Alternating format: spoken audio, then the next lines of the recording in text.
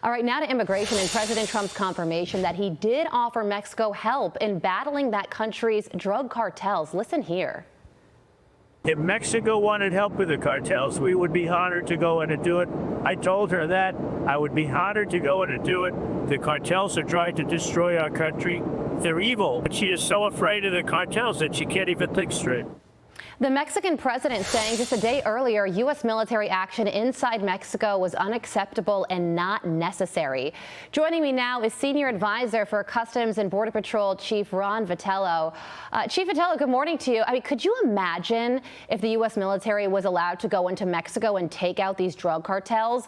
We could do it, and the reign of terror would be over. Mexico and the United States would be safer as a result of this. But the president of Mexico turned President Trump down. What's your reaction to this? Well, you're right. There's a lot of potential here. We share so many things besides the border with Mexico, right? Family, tourism, lots of trade. And we also are fearful of the cartels that are operating in Mexico. We know that Mexico is very concerned about their influence in their society today. And so this is a potential partnership that could pay dividends for generations. And so I understand where the president is coming from Mexico. She has a domestic political problem where if she aligns too much with our current president, Donald Trump, there may be some domestic political problems for that.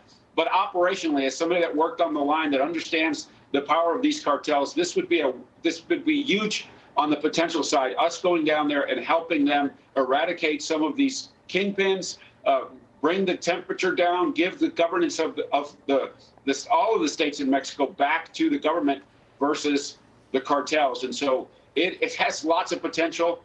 And, this is once in a lifetime, once in a presidency for her opportunity, and I hope she takes it. Yeah, man, it really would be. But Mexico's president confirmed that she told Trump essentially thanks, but no thanks. These are her words. She said, we can collaborate, we can work together, but you and your territory, we and ours, we can share information, but we will never accept the presence of the U.S. Army in our territory.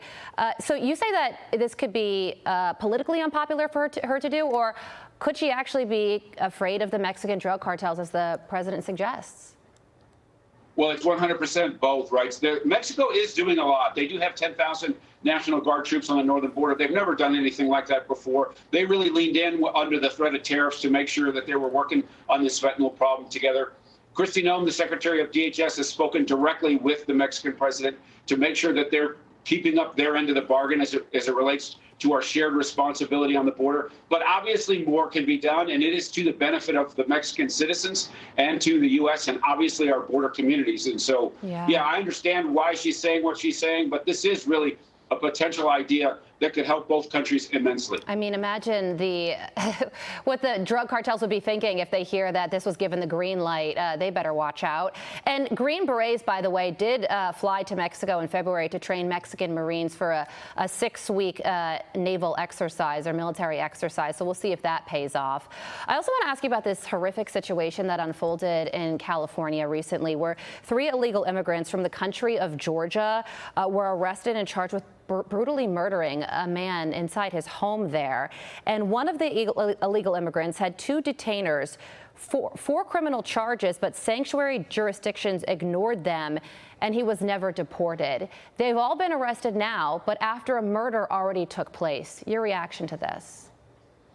Yeah, so we know that all crimes committed by illegal aliens are preventable. If they're not here in the country, they can't do the terrible things like they did to this man in California. We saw the angel moms on the White House lawn a couple of days ago for the same reason. They're advocating to make sure that we control the border and we give the front line at DHS the opportunity to find criminals that are in the United States and get them deported. But this sanctuary city jurisdictions, that is a destructive policy across the board.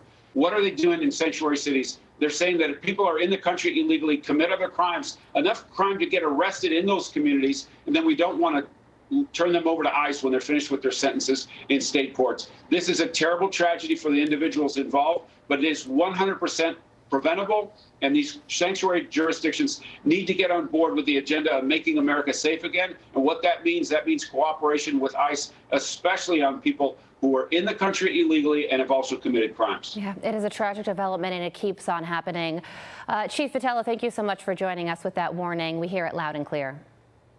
I'm Steve Ducey. I'm Brian Kilmeade. And I'm Ainsley Earhart. And click here to subscribe to the Fox News YouTube page to catch our hottest interviews and most compelling analysis.